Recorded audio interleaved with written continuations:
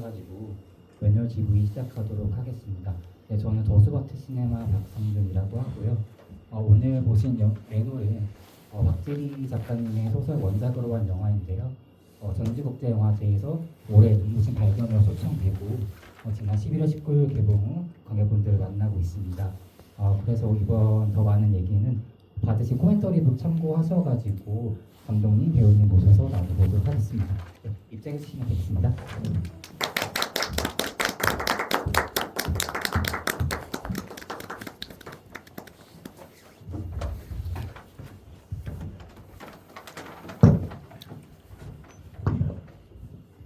네, 감독님, 배우님, 그럼 관객분들께 간단한 인사 부탁드리겠습니다. 네, 안녕하세요. 매너를 연출한 안지수입니다.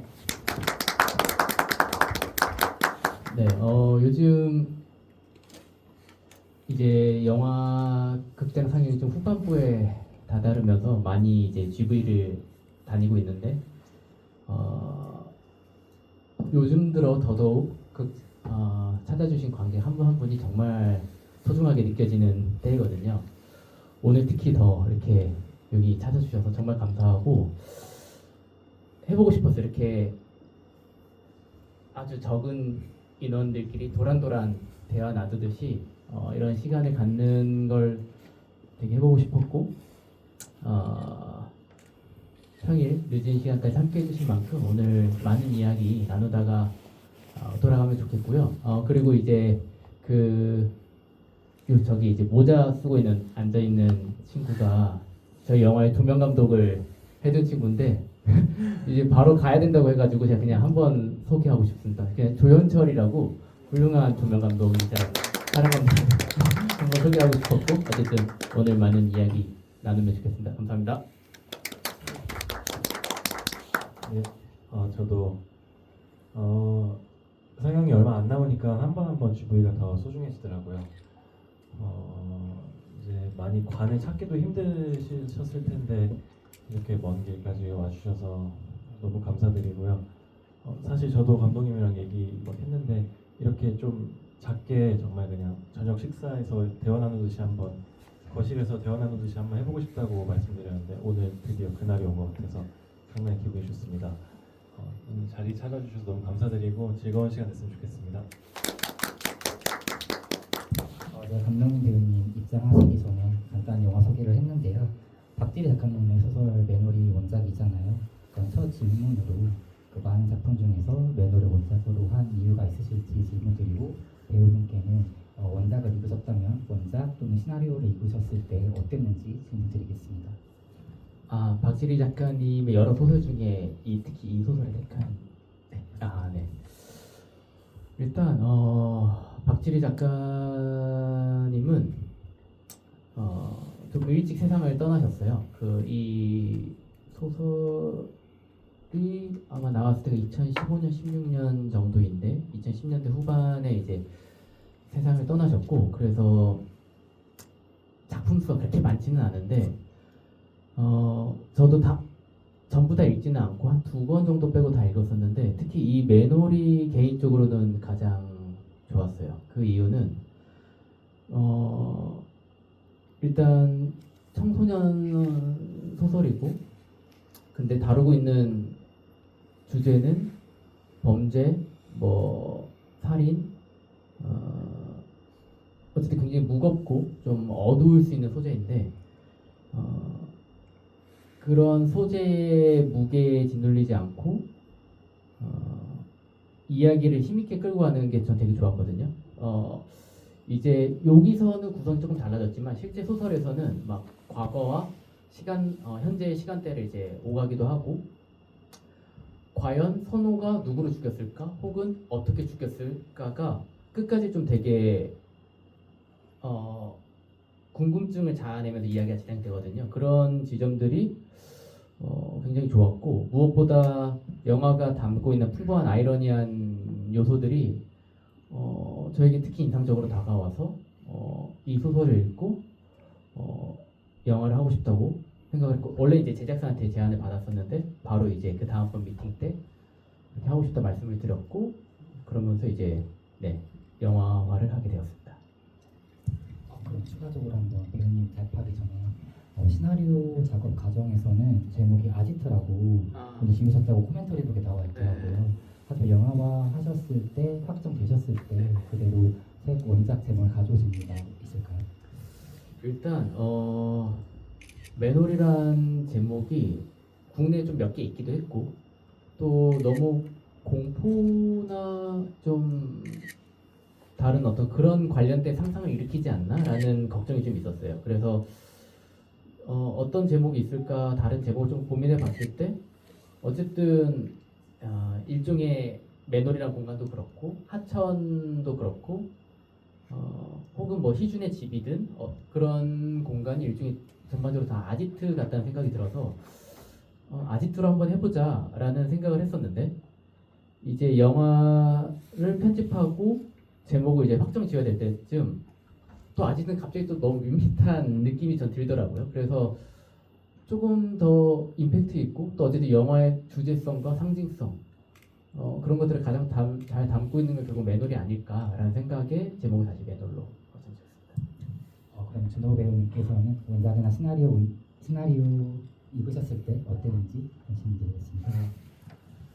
저는 어쨌든 시나리오를 먼저 읽게 됐고 시나리오를 읽고 나서 이게 소설 원작이라고 얘기를 들어서 소설을 만나게 됐고 사실 시나리오를 먼저 읽었을 때는 이 작품에서 주는 메시지가 되게 좋았어요. 계속해서 질문을 던지는 작품이라고 생각을 해서 그 지점이 좋았고 뭔가 저한테 알려주려고 하지 않은 게 저는 오히려 좀 좋았는데 그러고서 소설을 만났는데 소설은 좀 생각보다 친절했고 어쩌면은 주인공의 행동들이 조금 이해가 조금이나마 더 가고 조금 더 납득이 되는 지점들이 많았었거든요.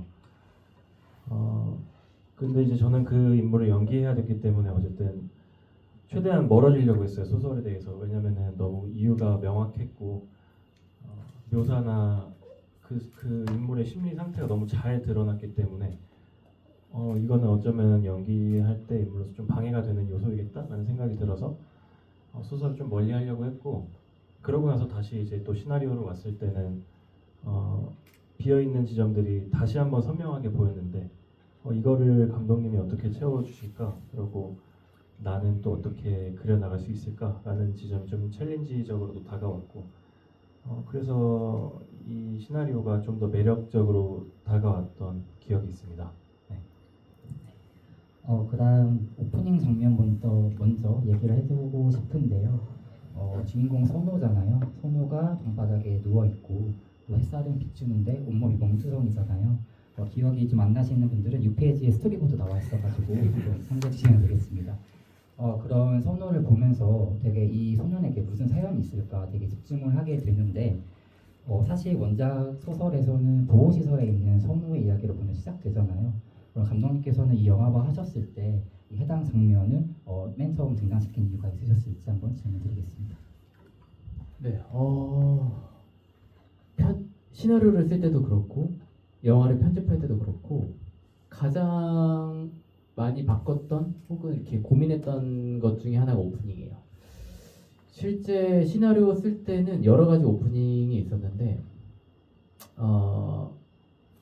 이제 선호가 후반부에 나오는 그 교정시설이라고 해야 될까요? 거기서 이제 샤워를 하고 좀 그 뭔가 형태가 좀 길쭉한 그 마리아상 비누긴 한데 형태가 어느 정도 써서 길쭉한 비누에 이제 비누를 이제 뭐 씻고 그 다음에 지금은 이제 후반에 한번 나오긴 하지만 거기 상담을 해주시는 선생님이랑 처음에 막 이상한 대화들을 해요. 막 그러면서 막 그 대화 끝에 뭐 인간은 결국 다 구멍으로 이루어진 거 아닐까요? 뭐 이렇게 시작하는 대사가 있었어요. 실제로 다 찍기도 했고 원래는 그런 것처럼 이제 선호가 이미 어떤 범죄를 저지르고 이곳에 와서 지금 굉장히 힘들어하고 있어. 뭔가 좀 애가 이상해.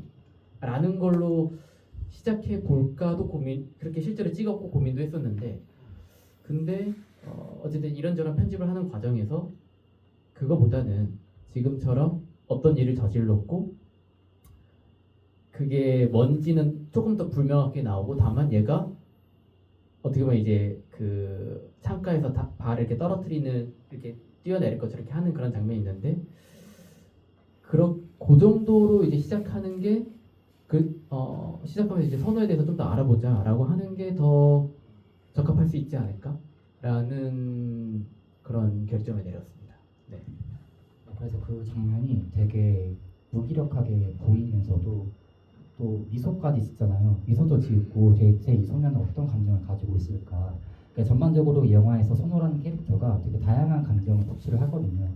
되게 갑자기 무덤덤하다가도 분노를 표출하기도 하다가 또 여자친구 희주가 있을 때는 설레기도 하고 행복하기도 하고 그러면서 이 배우님께서 이 선호라는 캐릭터를 연기했을 때 되게 감정적으로 좀 힘드셨을 수도 있겠다라고 생각이 들었어요. 그렇게 즉각적으로 변하는 선호의 감정이 이 영화에서 잘 보이는데 그런 걸 좀 조율하기 위해서 어떤 연구를 하셨을지 아니면 또 이 감정 연기 때문에 촬영 종료 후에도 좀 힘드셨던 부분이 있으셨을지 한번 질문 드리겠습니다.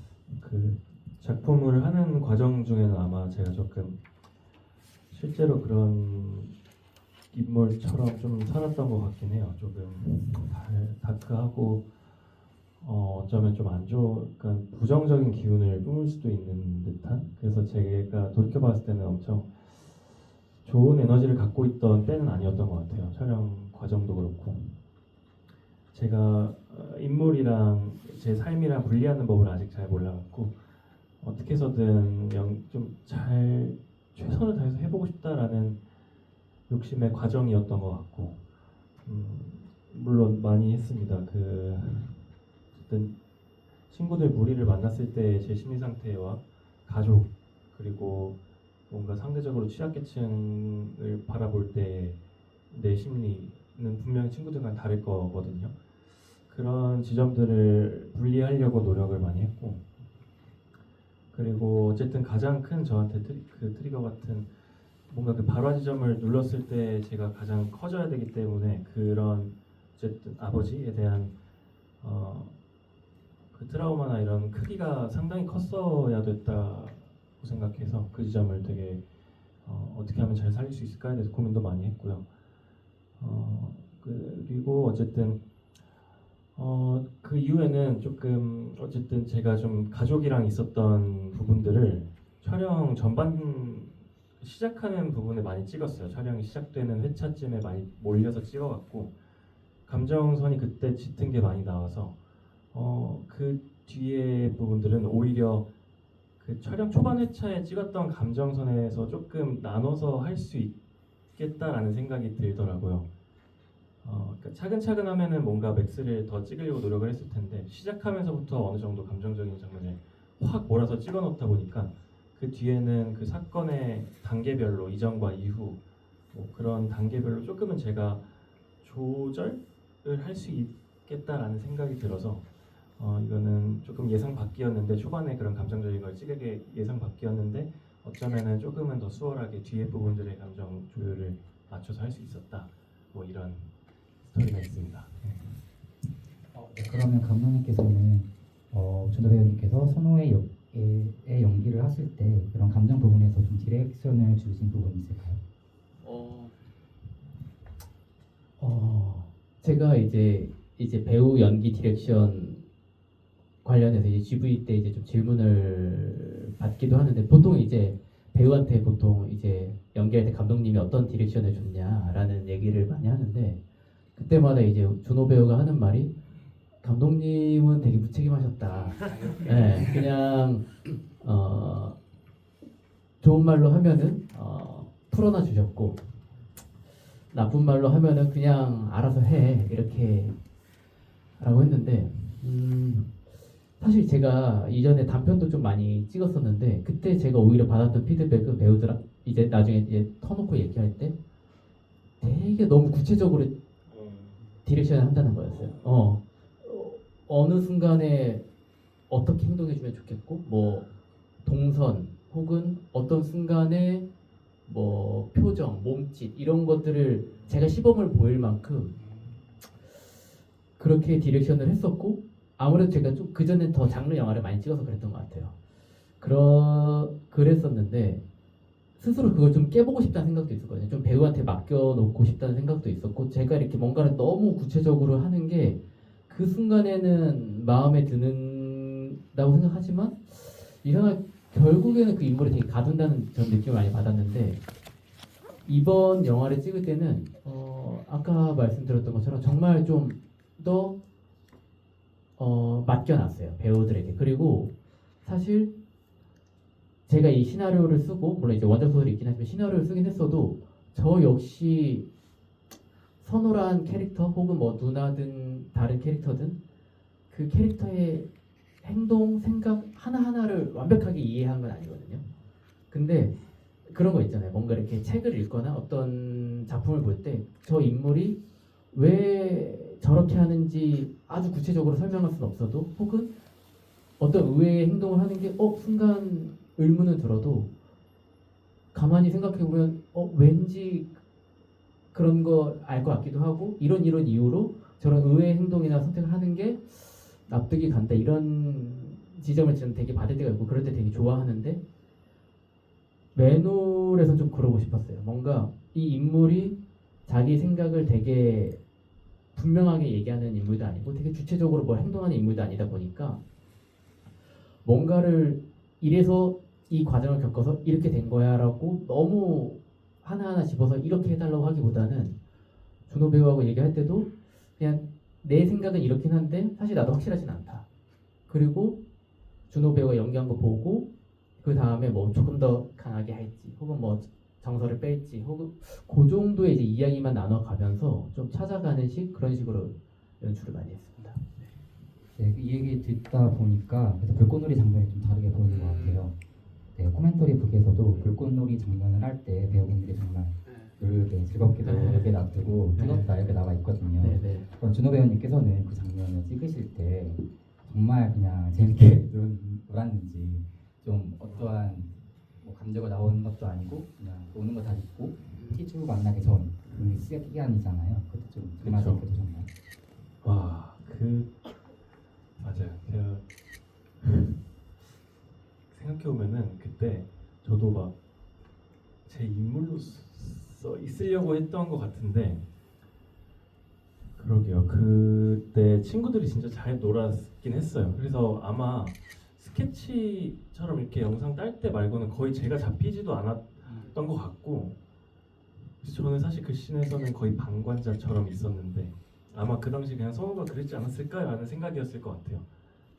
그러게요. 생각해보니까 어떤 디렉션도 없었던 것 같고, 그냥 어디서 쭉이 잘 아닙니다. 나가는. 그때 디렉션이 없지는 않았는데 애들한테 저한테는 잘 기억이 안 나요. 그래서 그러게 그때 그랬네. 그때 저는 이게 기억을 하는데, 왜냐면은 폭죽이 비쌉니다. 그래서 그거를 한 4번 정도의 테이크를 갈 수 있었어요.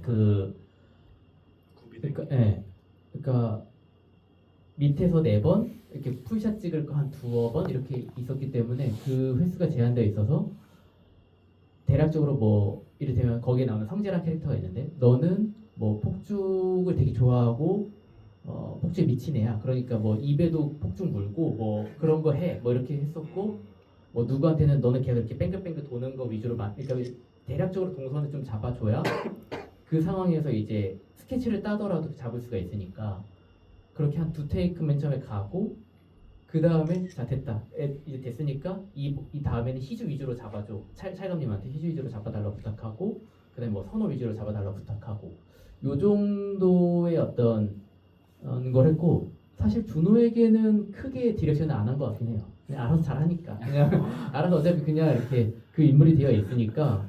그렇다고 제가 디렉션을 안 한다고 해서 이 친구가 갑자기 거기서 막 이렇게 놓고 뛰어놀진 않을 테니까, 그냥 적당히 어색하게 그냥 이렇게 어울리는데 안 어울리는데 할 테니까 그렇게 그냥 잘했고, 다만 이제 이미지적으로 어쨌든 이게 몽타주 씬이기 때문에 좀 더 동적인 화면을 만들기 위해서, 혹은 좀 더 예쁜 화면을 잡기 위해서 뭐 그런 것들에 대한 오히려 디렉션을 더 많이 하긴 했습니다.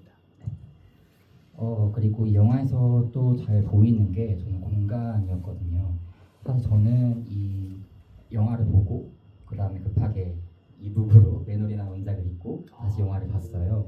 그랬더니 그 원작을 읽었을 때 상상했던 게 되게 눈앞에 좀 생생하게 보이는 듯 하더라고요. 그렇게 현실감도 있으면서도 또 아지트나 여기도 이미지처럼 좀 보랏빛 하늘을 봤을 때는 되게 몽환적이게 느껴졌거든요. 또 아지트에 있는 소파도 보라 색깔이기도 하잖아요. 그래서 뭔가 현실감과 좀 몽환적인 분위기가 또 동시에 느껴지는데 그런 장소를 찾는 게 되게 어려웠을 것 같아요. 또 코멘터리 북에서도 로케이션이랑 미술에서 굉장히 신경을 많이 쓰셨다고 말씀하셔가지고 그 과정에 대해서 한번 질문드리겠습니다. 네, 일단 제가 매놀이란 원작을 읽고 이 책을 영화하고 싶다고 생각한 이제 뭐 메인 이유는 아니겠지만 그래도 굉장히 끌렸던 부분 중에 하나는 말씀하셨던 것처럼 이 공간이었거든요. 왜냐면은 소설에도 이제 여러 종류의 소설이 있을 텐데 약간 관념적으로 쓰여진 소설도 있을 테고 뭐 굉장히 현실적으로 이렇게 쓰여진 소설도 있을 텐데 이 매놀이란 원작을 읽으면서 제가 되게 좋았던 거는 되게 그림이 잘 그려진다는 거였어요. 이게 주인공이 거의 독백 위주의 소설임에도 불구하고 그 주인공이 자기 머릿속에서 묘사한 어떤 공간에 대한 거나 뭐 그때 느끼는 그 정서 이런 것들이 되게 저한테는 생생하게 느껴지고 그냥 이미지로 바로바로 잘 그려졌거든요.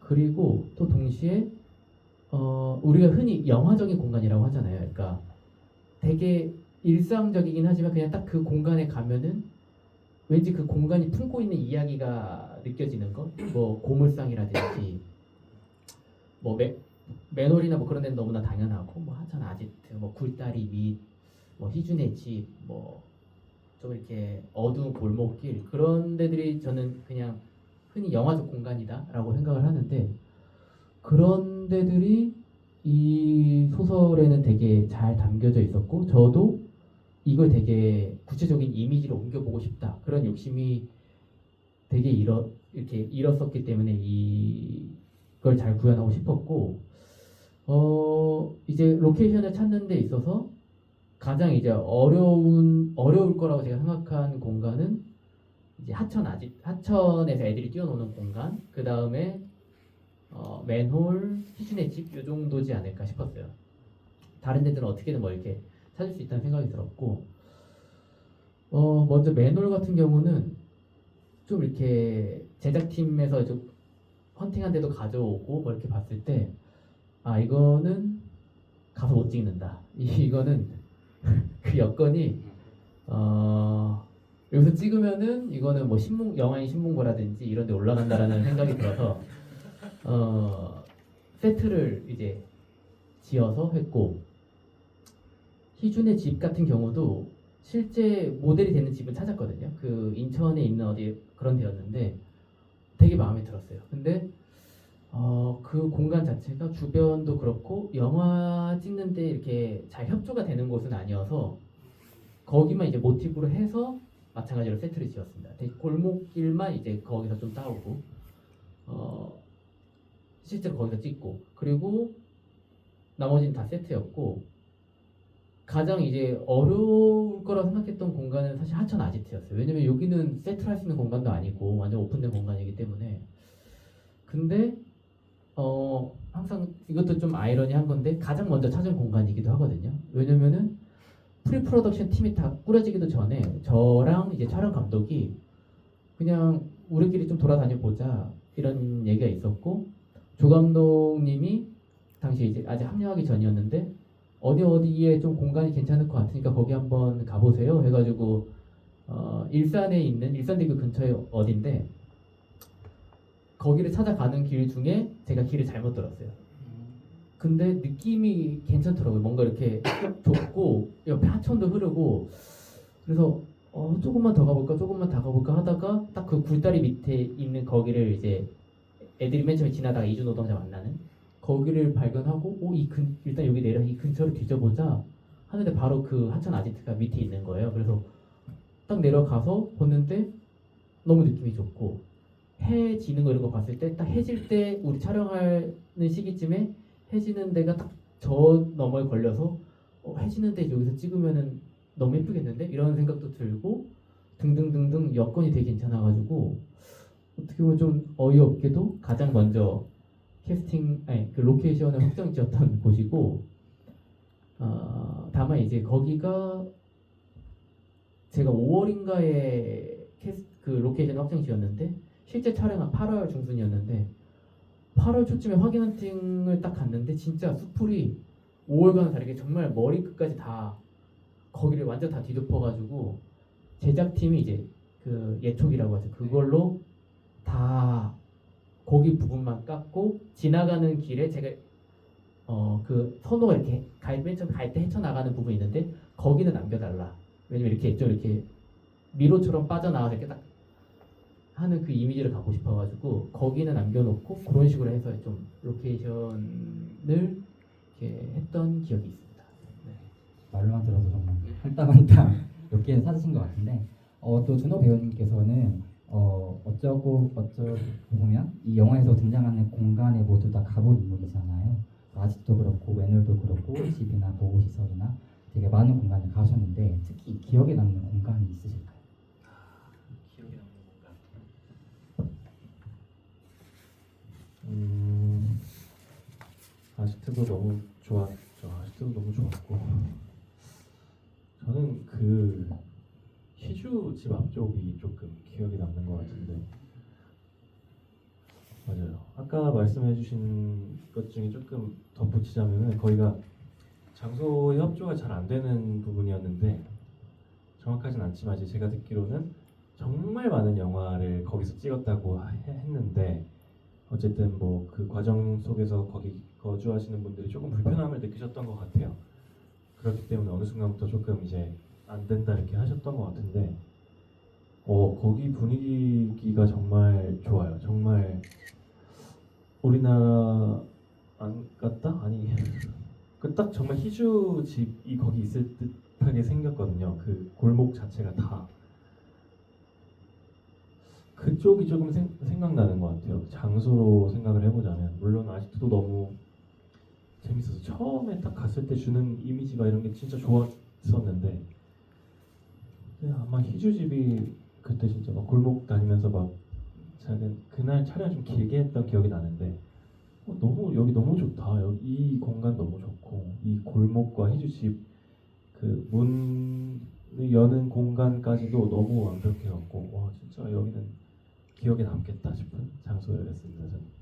사실 거기가 기존 영화팀이나 드라마팀에서 찍었던 데는 맞는데 좀 이제 돈이 많은 영화나 드라마가 찍었던 것 같아요. 그래서 이게 주민들에게 이렇게 조금 협조 그랬어야 되는 건데 우리는 그럴 수 있는 형편은 아니었고 그리고 그게 뭐가 잘 안 돼가지고 당일에 이게 촬영에 찍다가 그래서 뭐 이렇게 못 찍게 됐어요. 그러니까 맨 처음 못 찍는 걸로 결정이 잡고 마지막에 그냥 2시간만 찍어라 약간 이런 식으로 협의가 돼가지고 되게 부랴부랴 찍었거든요. 그래서 좀 아쉬움은 남아요. 이게 사실 더 그 공간의 이미지를 담고 싶었던 공간인데 지금은 이제 딱 걸어올 때 그 부분만 이렇게 담기다 보니까 제가 생각했던 그 정서를 더 이렇게 담고 싶었는데 그게 안 된 거? 그거 하나는 좀 많이 아쉬워요. 실제로 보면 조금 더 그 이미지적으로 임팩트가 있는데 조금은 딱 일부분만 담기다 보니까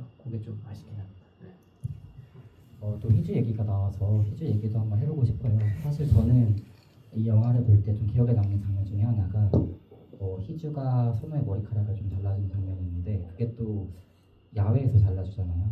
뭔가 좀 선우라는 인물이 좀 집이나 맨날 좀 폐쇄적인 공간에 있다가 좀 개방적인 공간에서 또 어쩌고 보면은 자기 목살과 뾰족한 가위가 메워지는 거잖아요. 좀 예민한 선우라는 친구가 그래서 되게 기억에 남았는데 그때 진짜 희주를 연기하신 민서 배우님께서 좀 진짜 머리를 잘라주신 건지 궁금하더라고요. 또 야외 와서 발언도 많이 그러면 좀 힘들었을 것 같은데 그때 머리 기억 안 나시죠? 나는데 머리를 자르지 않았나 실제로? 자르지 않았나요? 실제로 거의 어쨌든 페이크예요. 네. 가짜 머리를 갖고 와서 했는데 그렇군요. 네. 네. 그 장면 저도 찍을 때 기억이 나는데 일단 그때 하늘이 참 예뻤고 예쁘리 참 하늘이 참 운이 따라줬고 그때 이제 그런 대사 중에 그런 게 있어요. 희주가 하는 말 중에 내가 커트는 좀 약한데 뭐 퍼머랑 뭐뭐 좀 잘하거든 뭐 이런 식의 대사가 있는데 제 가까운 지인이 영화를 보고 나서 희주가 거짓말을 못한다. 커트하는 게 좀 이렇게 막 엄청 능숙해 보이진 않더라라고 이렇게 우스갯소리를 했는데 저는 그 느낌이 되게 좋더라고요. 뭔가 그 약간 어정쩡한데 이렇게 막 둘이 얘기하면서 하고 선호가 이렇게 딱 떨어지는 그 머리카락을 이렇게 웃으면서 얼굴로 딱 이렇게 치우는 그게 되게 좋아서 그 부분을 일부러 골라서 썼던 그러긴 했습니다. 이제 코멘터리 집이다 보니까 또 책 보시고 또 궁금하신 점을 편하게 질문하셔도 괜찮은데 혹시 관객분들 중에서 질문 있으신 분 계실까요?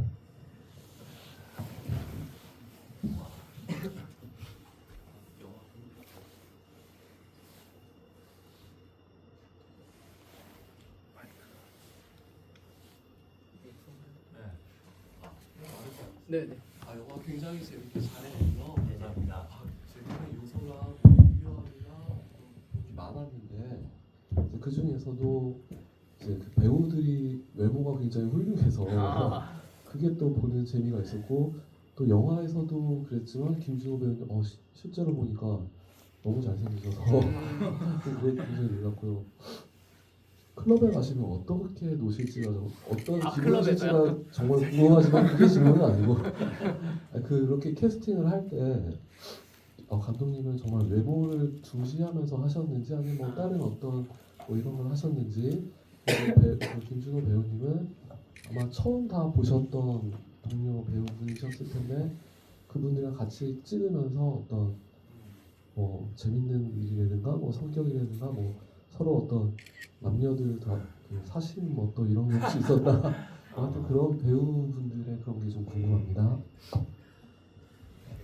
네, 얼굴 많이 봤습니다. 일단 왜냐면은 저는 일단 선호가 무조건 호감 가는 외모여야 된다고 생각을 했어요. 왜냐면은 어쨌든 영화에서 선호는 대놓고 응원하기도 그렇다고 대놓고도 못된 사람이야라고 비난하기도 애매한 그 경계에 서 있는 인물인데 물론 이제 영화에서 조금 더 선호의 편에 살짝 쓰긴 하지만 그래도 비교적 저는 이제 좀 제가 거리를 두고 찍은 편이라고 생각을 하거든요. 그래서 자칫하면은 보는 사람으로 하여금 선호로부터 탁 멀어질 수 있을 거다라는 생각이 있었기 때문에 일단 기본적으로 선호가 관객들 좀 끌고 갈 수 있는 좀 호의적으로 끌고 갈 수 있는 외모면 좋겠다라는 생각을 꼭 잘생겼다라기보다 좀 어쨌든 뭔가 이렇게 끌림이 있는 외양을 지니면 좋겠다고 생각을 했었고 준호 배우를 처음 봤을 때 그 부분에서 굉장히 흡족했었고 또 굉장히 이제 눈매도 살짝 날카로워서 무표정할 때 또 되게 약간 싸늘한 그 면도 있는 것도 좋았고 그리고 준호가 어떻게 보면은 선호랑 성격이 되게 다르거든요.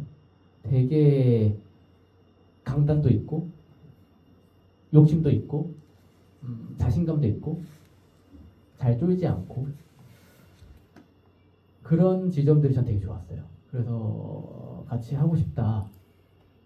그리고 그냥 속으로 생각했던 거는 이게 데뷔작을 찍는 그리고 또 어떤 데뷔 배우를 찍는 감독의 욕심인데 나중에 이 배우가 잘 될 사람이면 좋겠다 이런 생각이 들거든요. 그러니까 이 영화만 딱 찍는 게 아니라 이 영화뿐만 아니라 이후에도 되게 잘 될 수 있는 배우를 캐스팅하고 싶고 그 시작에 내가 있으면 좋겠다는 그 생각이 들거든요. 그래서 근데 저는 준호 배우가 충분히 그런 어떤 스타성이라고 해야 될까요? 아니면 어쨌든 뭔가 이렇게 나중에 잘 될 배우라는 게 느껴졌고 그게 시작에 나와 이 맨홀이 있으면 좋겠다 이런 생각이 들어서 이제 캐스팅을 네, 했습니다. 그리고 나머지 이제 조연 배우들 할 때도 그런 이미지 같은 거 좀 중요하게 생각하긴 했어요. 예를 들어 기진 배우는 그 가장 이제 리더 역으로 나오는 좀 일단 무조건 센 이미지에 근데 반대로 그 친구는 성격이 굉장히 유해요. 오히려 선에 더 가까울 정도로 정말 유한 성격이고 말도 되게 조심스럽게 하는 성격인데 그 친구한테는 뭐 예를 들어 살을 좀 덩치를 키우는 걸 좀 요구를 한다든지 아니면은 그 친구 무리 중에 좀 작고 통통한 애는 캐스팅할 때도 애초에 거기에 좀 작지만 뚱뚱한 애라든지 그 옆에 있는 애는 키 작고 그 둘이 콤비 약간 이런 식의 설정들이 있었거든요. 그래서 그런 외향들을 좀 고려하긴 했는데 기본적으로 그래도 다 만나서 리딩을 해보고 다 잘하는 배우들이어서 그렇게 좀 잘 맞아 떨어져서 캐스팅 잘 할 수 있지 않았나 그런 생각이긴 합니다. 네, 또 준호 배우님께서 드라마 소년심판에서도 나온 걸로 알고 있거든요. 그때도 이성민 배우님 연기하신 한세 아들분으로 나오셔가지고 또 입시 비리 범죄에 연루되고 교통사고로 몸까지 다치는 그런 소년으로 나왔어서 혹시나 거기서 나왔던 경험이 좀 이번 작품에서도 캐스팅에 영향을 줬지 않을까라는 혼자 짐작을 한번 해봤는데 또 비슷한 그런 소년의 느낌이 나서 그런 생각을 해봤습니다. 그러면 준호 배우님께서 한번 대답 부탁드리겠습니다. 저희가 그 애들끼리 어땠나 뭐 이런 거 있죠. 지나고 나서 보니까 각자의 포지션을 잘했던 것 같은데 저는 촬영할 때 애들이랑 그러니까 잘 못 지냈어요. 그러니까 좋은 사이로는 지냈는데 현장에 오면은 이상하게 저만 동떨어져 있는 느낌이 들고 애들끼리 무리지어 다니는 느낌을 많이 들었어요. 이거를 사실 저는 촬영 끝나고 어쨌든 뭔가 비하인드라던가 뭔가 스틸 현장에서 사진을 찍거나 하는 것들을 봤는데 없는 거예요. 애들이랑 사진 찍은 게. 근데 이제 애들은 너무 많은 거예요. 근데 사실 제가 좀 미안한 부분 중에 하나였는데 애들한테 더 잘 지내면서 더 이렇게 같이 막 하고 싶은 마음들이 많았는데 모르겠어요. 제가 선호에 조금 집중하다 보니까 조금 그렇게 됐던 것 같아요. 저도 모르게 좀 멀리 하게 되는 것 같고 제가 거기에 휩쓸리면은 현장에서의 제가 해야 될 것들이 조금은 방해가 될 것 같다는 생각이 들었던 것 같아요. 그래서 사실 뭐 촬영 전 기간에는 만날 일들이 좀 있었어요. 나름 전체 리딩도 하고 저희들끼리 뭐 밥도 먹고 뭐 이런 자리들이 종종 있었는데 촬영에 들어가면서는 어쩌면 친구들의 포지션에서 정말 잘 현장에서 그렇게 쾌활하게 정말 오랫동안 친구였던 것처럼 보여야 되기 때문에 저도 그렇게 잘 보였고 저는 조금은 동떨어져서 지냈던 기억이 있어요. 근데 저희는 지금도 엄청 친해갖고 정말 잘 지내고 놀러도 많이 가고 정말 거의 가족이 된 느낌이 들어요. 신기하게 맨날 그런 얘기예요. 만나서 물론 다들 많이 해본 배우들은 아니지만 이렇게 끝나고 이렇게까지 끈끈하게 그리고 정말 정기적으로 만나듯이 자주 만나갖고 자주 영화도 보러 다니고 맨날 이런 거 다들 취향이 비슷해가지고 다들 순하고 그래갖고 결은 되게 잘 맞았던 것 같아요. 그리고 다행히 저희들 안에서의 썸씽은 전혀 없었기 때문에 아주 클린한 관계로 잘 지내고 있습니다. 한 명도 빠짐없이. 네. 저는 선호라는 캐릭터가 좀 가족이나 친구 집단 사이에 껴있어도 좀 동떨어져 보이는 그런 캐릭터이기도 하거든요. 그래서 오토바이를 탈 때도 항상 맨 뒷좌석에 앉고 심지어 또 떨어지기도 하잖아요. 앞쪽에 또 실실 웃지만 그래가지고 어쩌면 배우님께서 메소드 연기를 하셨다 촬영 과정에서도 이렇게 뭔가 보고 볼 수 있을 것 같습니다. 혹시 또 다른 분 질문 있으실까요? 제일 기본적인 질문부터 해드리려는데요. 그 선호라는 캐릭터가 어째 실존이든 아니든 간에 가상이든 근데 여기서 지었을 때 이 시나리오 보니까 선할선에 더러우거든요. 근데 이게 선과 어둠과 더러운 사이에서 고뇌하고 좋았던 점도 있고 막 왔다 갔다 하는데요. 그 신경 변화가 참 쉽지 않고 한정된 공간 있잖아요. 하차치든 매놀이든. 근데 이게 연기하면서 이건 좀 아쉽고 힘들고 뭐 어려운 것도 있었는데 그 점에서 뭐 생각을 했을 때 나는 이 점이 좀 저거 더 했으면 그러니까 그 장면에서 더 추가되거나 어려웠지만 어떻게 더 변화를 더 해갖고 표정이라든가 뭐 모습이라든가 그 감정적인 선들이 많을 거 아니에요. 그걸 했는데 조금 뭔가 아쉬운 점이 있었다든가 어려웠던 점이 있었던가 그걸 한번 질문을 한번 드리고 싶고, 예, 감독님은 이게 디렉션을 드릴 때 아까 말씀드릴 때 그 물가에 내놓은 아이 같이 잘 연기를 하셔서 이렇게 하셨다고 하는데, 근데 그게 표현하는 데 있어서 힘든 점도 감독님도 있을 텐데, 왜냐하면 한정적인 공간 그걸 세트장이든 뭐든 간에 현실적이든, 근데 그 공간적인 공간에서 이렇게 표현을 한다는 것도 어렵고 이렇게 딱 맞게 하기도 어려울 때가 있거든요. 근데 디렉션을 뭐 어느 정도를 주려는지 모르는데 어렵거나 거기서도 힘든 점이 있거나 뭐 이거는 뭐 편집된데 좀 아쉬운 게 있다 그런 장면이 있는지 한번 궁금해서 좀 길게 얘기를 했는데 제 표현을 어떻게 잘했는지. 네. 예, 예. 네, 그럼 준호 배우님께서 예. 연기 과정에서 좀 아쉬웠던 점이 있어요. 그러게요. 사실 저희 영화랑 저는 고민해보지 못했던 지점인데 저희 영화랑 비슷한 시기에 같은 영화제에 이제 걸렸던 영화가 있었는데 생각보다 조금 닮아 있는 영화였어요. 제가 보기에도. 근데 이제 그 영화에서 선호처럼 그렇게 쭉 끌고 가는 친구가 얘기하기를 자기 영화는 터트려주는 영화인데 저희는 안 터트려주는 애인 것 같다. 그게 어땠을까? 뭐 이런 얘기를 나눈 기억이 있어요. 근데 사실 제가 하면서는 그런 생각을 못했는데 맞는 것 같은 거예요. 그러니까 뭔가 속 시원하게 뭔가 한번 확 뭐라도 그게 오열이든 뭐가 화내는, 그러니까 물론 엄마한테 그런 건 있지만 그런 지점들에 대해서 한번 생각을 해보게 됐는데 그게 조금 아쉬운 거예요. 근데 문득 그래서 감독님한테도 그냥 농담 삼아서 우리 영화에서 울어야 된다면 포인트가 어딜까요? 막 이런 얘기도 한 적이 있어요. 근데 예상외로 감독님은 울리려는 의도는 전혀 그런 영화가 애초에 아닌데 제가 잘못 짚은 거죠. 어쩌면. 그렇기 때문에 그냥 한편으로는 조금 더 그런 데에서 더 그러니까 흔히 말하는 뭔가 조금 솔직히 그렇게 표현하는 게 연기적으로는 조금 더 수월해요. 뭔가 터트리고 이게 우리나라 정서에 잘 맞는 것 같고 제가 조금 더 그런 사람일 수도 있는데 그런 아쉬움은 있죠. 뭔가 그런 걸 한번 해봤으면 좋지 않을까? 이런 뭐 생각은 있는데 원래 청춘 영화에 그런 거 많잖아요. 이렇게 막 달리면서 막 소리 지르면서 행복해하고 막 없죠. 그런 게 저도 사실 이제 그런 걸 하나쯤 넣었으면 어땠을까라는 생각도 가끔 하긴 하는데 다시 돌아가 또 실제로 그럴지는 잘 모르겠어요. 근데 상상은 몇 번 했었고 오히려 이제 저 같은 경우는 개인적으로 제가 이제 어떤 공간에서 찍을 때 어려웠던 점을 물어보시는 거죠? 네, 여러 가지 방면으로 얘기를 하는데 아, 한정적이니까 네. 근데 이게 세트장도 있고 하겠지만 시간이라는 게 정해져 있으니까 시간. 노를 지든 뭘 지든 네. 거기서 뭐 여러 가지 장면이 있을 거 아니에요. 그 안에서 힘들었을 거고 뭐가 있을 것 같은데 그거를 그냥 짧게 뭐 끝냈다든가 뭐 아니면 좀 뭔가 아쉬움이 네. 있다 그 장면. 너무 시퀀스 많아서 같은 거. 예. 뭐를 하나 야, 너무 영화적인 뭐를 얘기를 하나 골라야 될지. 야외 장면이나 밤의 장면이 많잖아요. 네네 그렇죠. 아무래도 거기서 같은 경우는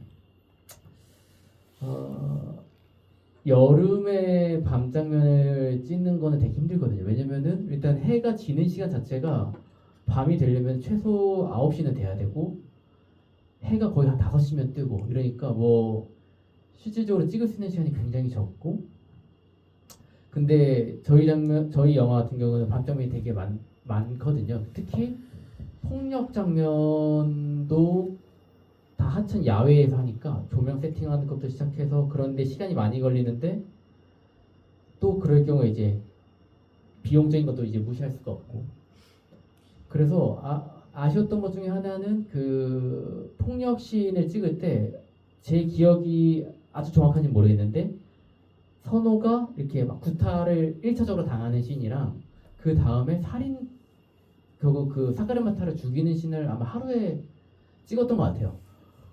근데 그게 뭐 분장도 해야 되고 뭐도 해야 되고 해서 정말 촉박하게 찍었거든요. 그래서 얘 계획했던 커트 같은 경우들을 거의 이렇게 다 충분히 찍지 못하고 그렇게 했던 게 조금 많이 아쉬움이 남고 그래서 하나 에피소드가 그 이주노동자를 이제 살해 당하는 장면을 찍는데 그때 이제 찍다가 해가 떠버린 거예요. 근데 이제 이거는 속일 수 있는 어떤 그런 정도가 아니니까 결국에 그냥 거기서 컷을 했는데 촬영을 종료했는데 그냥 커트가 비는 거죠. 이거는 뭐 이렇게 편집으로 될 수 있는 그런 것도 아니고 그래서 다음날 한 번 더 찍자니 이주노동자 외국인 배우가 정말 또 비쌉니다. 그래서 비싸기도 하고 스케줄 하는 것도 좀 문제가 돼서 찍을 수가 없는 상황이었어요. 그래서 제가 이제 이주노동자처럼 분장을 하고 이제 맞는 역할 그 맞을 때 뭐 발을 이렇게 막 움직인다든지 영화 보면은 살인 막 발기질 당할 때 이렇게 손이 막 이렇게 열심히 하거든요. 막 뒤로 묶인 채 그런 걸 뭐 제가 했다든지 아니면은 뭐 이렇게 이주노동자를 이렇게 안고 죽은 이주노동자를 안고 그 굴다리 밑에 지나가는 장면이 있는데 거기에 안겨 있는 게 사실은 저고 뭐 그런 게 좀 있습니다.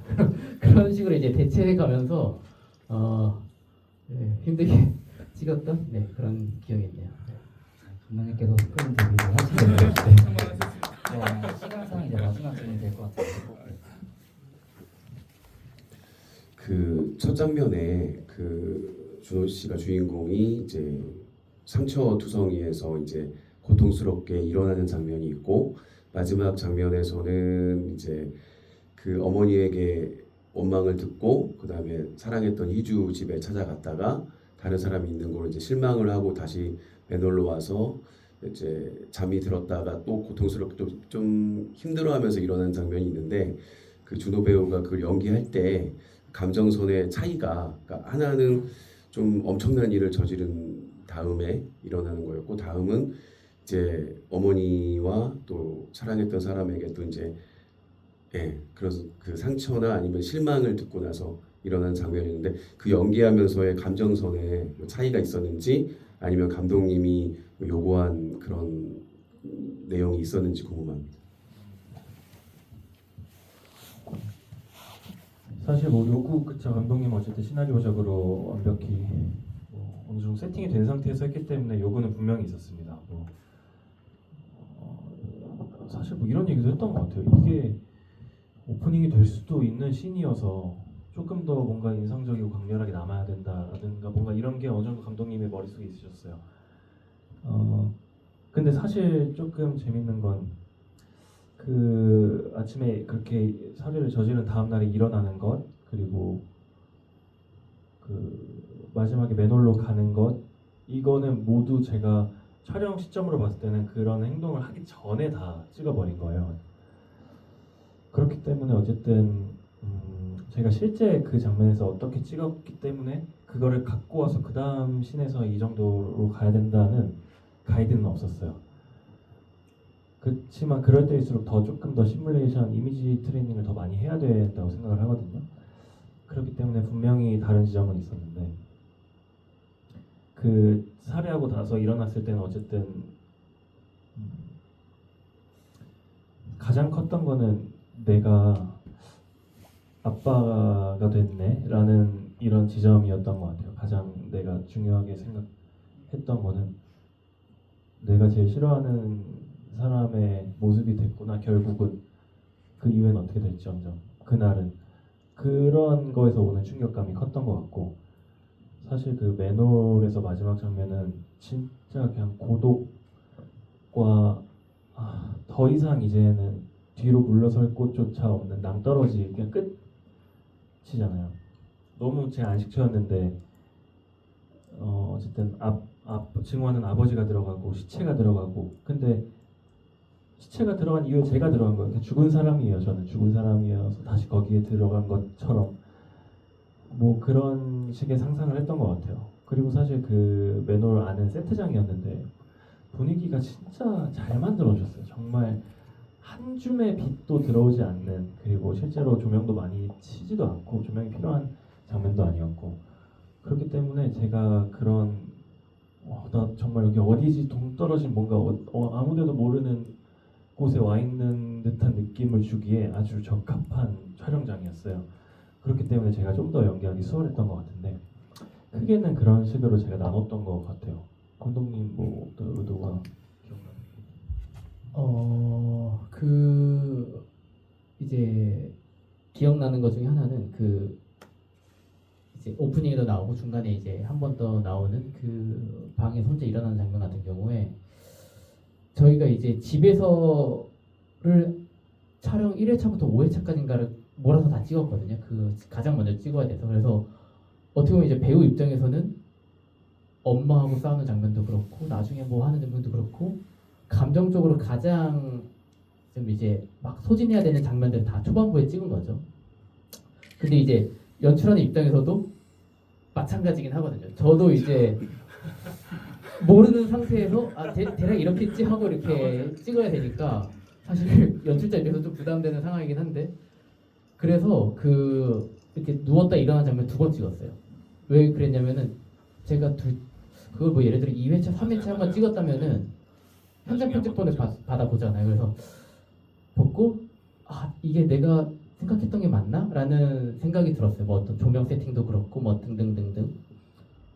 그래서 한 번 더 찍었어요. 그 어떻게든 짬을 내서 또 이제 모아서 찍을 때 장점은 전날 못 찍은 걸 좀 이렇게 찍을 수 있다는 거니까 그때는 그게 좀 돼가지고 준호야 우리 한 번만 더 찍자 해서 찍었고 둘 중에 뭘 쓰지 고민했는데 둘 다 썼습니다. 그래서 모를 수도 있는데 그게 처음에 예를 들어 이렇게 클로즈업 되는 거는 뭐 어느 날 찍은 거고 두 번째에 찍은 거는 또 이렇게 써서 해서 달라. 사실은 같은 게 2번 들어간 게 아니라 실제로 2번 찍은 씬이 2번에 나뉘어서 들어갔습니다. 그래서 저는 뭐가 됐든 잘했다. 이거는 한 번 더 찍길 잘했다. 그리고 그 느낌이 저는 맞다고 생각을 했거든요. 왜냐면은 처음에는 아무것도 모르는 상태에서 들어가는 거고 두 번째는 그걸 다 알고 되는 상태에서 들어가는데 그게 저는 이제 알아서 그런지 그게 보이더라고요. 왜 편집 감독님도 그렇게 편집을 해놓으셨었는데 왜 그거를 이렇게 했는지도 알겠고 해서 그렇게 하길 잘했다. 뭐 그랬던 기억은 하나 있습니다. 네. 제 마지막 질문이 있었는데 관객분들께 양보를 하려고 해가지고 혹시나 질문 아까 손 드셨어가지고 네, 감사합니다. 저 장항준 감독님 GV 보고 감명 깊게 봐가지고 한 번 더 보러 왔는데 2번째 보니까 뭔가 약간 안타까운 마음이 너무 들어가지고 더 집중해서 잘 볼 수 있게 되었던 것 같고요.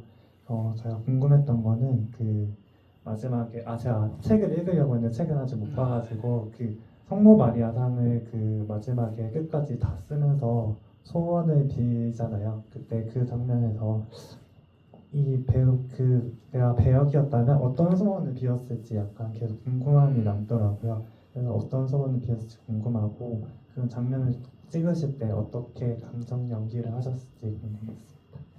일단 뭐라고 생각을 하셨어요? 그러니까 저도 그거 한번 용서를 빌었을까 소원을 빌었을까 또 생각이 들더라고요. 저 같은 경우에는 처음에 봤을 때는 그냥 용서가 되었으면 좋겠다라는 생각으로 봤는데 두 번째 봤을 때는 또 외국 이주 노동자가 죽었던 사실에 대해서 그 사람이 죽었는데 이 사람이 뭐 영혼이 떠오른다요 뭐 이런 얘기를 하잖아요. 그런 거를 생각해 보니까 자신의 잘못에 대해서 뭔가 제대로 뭔가 심판을 받아야 된다는 생각을 했었을 것 같아요.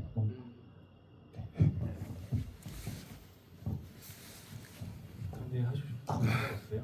먼저 저는 이제 제가 생각했던 건 사실 코멘터리북에 적혀 있어서 나중에 이제 보셔도 좋을 것 같고, 근데 이제 영화 연출할 때 약간의 장점이 이런 게 있는 것 같아요. 그러니까 좀 있어 보이는 척하면서 관객한테 좀 이렇게 넘기는 네. 그 옥자란 영화를 보면은 이제 후반부에 주인공이 옥자랑 헤어지기 전인가 어느 때 이렇게 귀에다 대고 이렇게 뭐 말하는 게 있어요. 그래서 저도 아씨 뭐 말했을까 이렇게 궁금해서 봤는데 본 감독님도 딱히 디렉션을 안 한 것 같더라고요. 그리고 배우도 그냥 전혀 상관없는 뭐 먹자는 말을 했었나 모르겠어요. 어쨌든 뭐 그런 식의 말을 했다면서 아 이게 그치 영화 연출의 묘미지 이 생각을 했었고 저도 뭐 나름대로 적어는 놨지만 준호에게는 아무것도 그냥 말 안 하고 알아서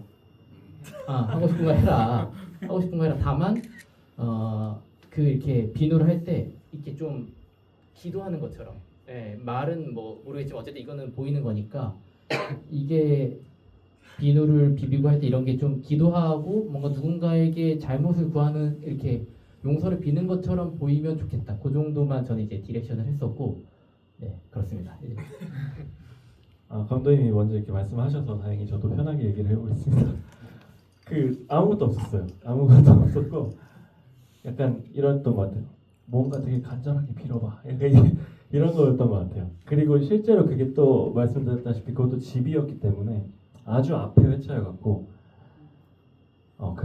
그렇죠. 그래서 뭔가를 그러진 않았는데 잘 봐주신 것 같아요. 저도 하면서 어쨌든 들었던 생각과 이 질문 저 되게 어렵거든요. 뭔가 단순하게 답하기가 너무 어려워요. 용서라던가 나에 대한 비난과 뭐 아버지에 대한 사가르마타에 대한 정말 복합적으로 많을 수 있잖아요. 근데 이제 비슷하게 저도 결론을 지었는데 그 직전에 교정시설에서 나올 때 그 선생님이랑 이런저런 얘기를 하잖아요. 마지막으로 하고 싶은 말이 뭐가 있냐 했을 때 나는 생각해봤는데 왜 나한테 내가 한 행동에 대해서 명확하게 말해주는 사람이 아무도 없냐. 누군가는 얘기해줘야 되지 않냐. 내가 한 잘못을 저지른 건 이런 거고 너는 평생 속죄야 되고 그 사람의 가족들한테 또 이런 얘기를 하는데 그게 어쨌든 그 친구가 그 기간 동안 고뇌한 것들이고 그 이후에 장면이 어쨌든 집에 와서 손을 씻고 뭐 물을 마시고 뭐 이런 장면인데 여러 가지 복합적인 소원이 있었을 것 같아요. 그리고 그 비누가 그날 마지막이었듯이 처음 받았을 때부터 정말 많은 소원들이 있었겠죠. 처음 받았을 때는 희주랑 잘 되게 해달라라던가 정말 이런 사소한 소원들이 쌓였다가 마지막에는 그 교정시설에서 얘기했듯이 누군가가 어떤 어른이든 누군가가 나에게 이런 지적을 명확히 해줬으면 좋겠고 또 어떻게 살아야 할지에 대해서 나한테 뭔가 다시 한번 던져줬으면 좋겠다라는 소원을 빌었을 거라고 생각을 했거든요. 근데 이제 그 뒤에 이제 제가 물을 마시다가 방에서 어머니가 흐느끼는 소리를 들어서 들어갔는데 엄마가 그런 얘기를 해줘요. 어떻게 그럴 수 있냐. 너가 한 일에 대해서 정말 경멸하시면서 얘기를 해주시는데 한편으로는 그래서 저는 얘가 소원을 빌었던 게 엄마가 어느 정도 해소를 해주지 않았나? 라는 생각도 했거든요. 그래서 아까 말씀해주신 분이 저는 어느 정도 비슷하게 닮아 있다고 생각은 합니다. 네, 이제 시간상 이제 좀 마무리를 해야 될 것 같은데요. 사실 이 영화 자체 내에서 굉장히 좀 암울한 면도 많지만 이들이 또 언제까지 괜찮은 척 현주처럼 연극을 해야 될까 라는 생각이 들었지만 또 마지막에 그 맨홀에 있는 선호를 현주가 내려와서 찾아주잖아요. 그때 또 달빛도 마치 흐르는데 그게 또 어쩌고 보면 어렸을 때 달빛이 비추기도 하고 또 강아지 이름도 달이잖아요. 그래서 어쩌고 보면 이 결말 자체가 좀 마냥 암울하지도 않고 좀 희망을 주는 영화의 결말이라고 생각이 들었습니다. 네, 감독님 배우님 오늘 느끼는 시간까지 같이 해주신 관객분들께 소감 또는 인사 부탁드리겠습니다. 네. 마지막에 내려오는 게 선주인 걸 이제 모르시는 분들도 많더라고요. 그리고 사실 좀 몰랐으면 하기도 했어요. 일부러 하면서 네. 어떤 사람들은 저는 희주라고 좀 생각해도 좋다. 중요한 거는 그냥 누군가 내려왔다. 그런 것만 좀 전달이 되고 거기 그냥 마지막에 누군가에게 선호에게 좀 손길을 내밀어주면 좋겠다. 이런 게 있어서 이렇게 그거 그냥 한번 말씀을 드리고 싶었고 연기는 선주가 한 게 맞습니다. 소연 권소연 배우가 해주셨고 네 오늘 재밌었어요. 오늘 되게 이렇게 한 분 한 분 눈 마주치면서 이렇게 이야기를 나누니까 되게 더 이렇게 가깝게 소통하는 느낌이 들었고 정말 소중한 관객분들입니다. 감사합니다. 그 들어오기 전에 감독님이랑 막 이렇게 수다 떨다가 감독님 아시는 분은 주부에 하는데 한 분인가 두 분 오셨대요. 그 게스트랑 모더레이터랑 감독님 배우님이 오히려 더 많은 거죠. 그냥 나와서 이렇게 차 마시면서 자리하셨다고 하더라고요. 진짜 약간 그럴 생각도 하고 왔어요. 진짜 한번 너무 좋을 것 같은 거예요. 진짜 여기 오신 분들 진짜 진심이신 분들이시잖아요. 사실 굳이 이렇게 정말 수많은 수작들과 지금 뭐 주토피아도 있고 위키트도 있고 너무 좋은 영화도 많은데 이거 맨홀 이거 보러 정말 진심이신 분들이랑 진짜 얘기 막 해보고 싶고 저 맨날 GV 끝날 때마다 너무 아쉽더라고요. 얘기도 할 게 너무 많아요. 감독님이 얼마나 오래 봤겠어요. 계속 영화 얘기하고 저희 영화 얘기하고 전 이게 너무 좋거든요. 근데 정말 많이 배웁니다. 그 영화 이렇게 프로모션 하면서 와 진짜 대단하신 분들 진짜 많고 정말 진심이신 분들 많고 그래서 사실 한 번 한 번 할 때마다 각기 다른 매력을 느끼는 것 같아요. 근데 오늘은 여태껏 뭐 엄청 많이 하진 않지만 한 10수번 한 것 같은데 정말 다른 매력이었어요. 사실 인원이 적으면 적을수록 조금 더 참여도가 확실히 적기도 했었고 근데 오늘은 전부 다 일당백 관객분들밖에 안 계셔서 너무 든든했고요. 여러분들처럼 살고 싶습니다. 정말 진심으로 살고 싶어서 오늘 와주셔서 너무 감사드리고 또 좋은 날 좋은 시간에 만날 수 있으면 좋겠습니다. 감사합니다. 이제 마무리하겠고 이제 날이 춥고 저도 감기 걸렸거든요. 그래서 오늘 기침을 많이 하면 어떨까 해서 약을 먹고 왔는데 다행이라고 생각합니다. 네, 오늘 모두 조심히 들어가시기 바랍니다. 감사합니다.